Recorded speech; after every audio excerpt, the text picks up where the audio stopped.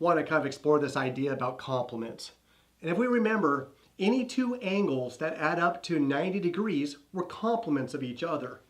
So if we looked at a right triangle here and say, for example, I have one angle marked as theta, well, its other angle we know is its complement. But we also know that its degree would be 90 minus that original measurement there. Well, what does that do for us? Well, let's think about that if we looked at the sine of theta, and the sine of theta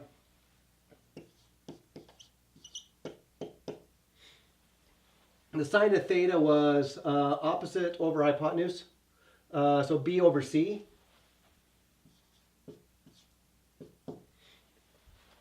I can also look at this angle over here, 90 minus theta, or this particular angle. Well, this is the cosine B over C. The cosine of this angle is B over C. So the cosine of theta, the cosine of 90 minus theta. So I see that the sine is the complement of the other angle's cosine. So the sine of theta equals the cosine of 90 minus theta. And so I have that relationship that I can kind of use. In fact, that's where we get the word cosine. We get the word cosine, which means complement of sine, cosine. So we're able to have some of these ideas. The rest of the ideas, I think the book calls them cofunctions. So more cofunctions that we have the tangent of theta equals the cotangent of 90 minus theta. The secant. Secant of theta equals the cosecant of 90 minus theta. And from there I can build the rest of them. The other ones are just kind of reversed options. So cosine of theta equals sine of 90 minus theta. The tangent of theta, okay, the cotangent now by itself equals the tangent of the other angle. And then the last one, 1, 2, 3, secant, so cosecant.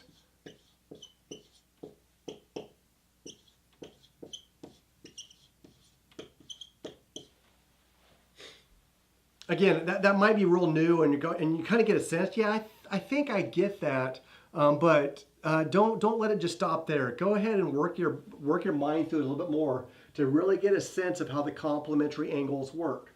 So the sine of one angle equals the cosine of the other angle.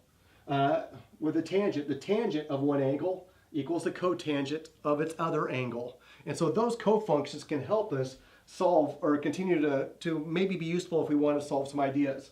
So what's the cofunction of something that's like the sine of 72 degrees? All right, so I want to kind of think about that. Well, the sine of 72 degrees, or its cofunction, is I can look at this idea right here. So sine theta, I know what theta is now, it's 72, equals cosine of 90 minus 72, or equals the cosine of 18. So the sine of 72, its cofunction is the cosine of 18. And those two angles are the same. Well, okay, that's in degrees. Let's see if we can look at the cosecant of, what is that, pi thirds. Well, again, complementary angles are those that add up to 90 degrees. This is in radians, pi thirds. What's 90 degrees in radian world? Oh yeah, that's pi halves. So I have to have two angles that add up to pi halves, and those become complementary. So watch, it's all right. It's all right. So what we can do is we have the cosecant of pi thirds equals, where's it at? Down here. The secant of pi halves minus pi thirds. And then we just kind of got to work that down through. So pi halves is the same thing as, it has to be over 6. I got lost here for a second, folks. 3 pi over 6. Yeah. So secant, that becomes 3 pi over 6 minus 2 pi over 6. I had to just get common denominators. That's why I got stuck. It was just simply a common denominator issue, not an algebra or a trigonometry issue. And then subtracting those two, the cofunction angle of cosecant of pi thirds is the secant of pi sixths. Now, really, that's a 6. Okay, that's a 6. So that's how we have, or we can use the idea of cofunctions.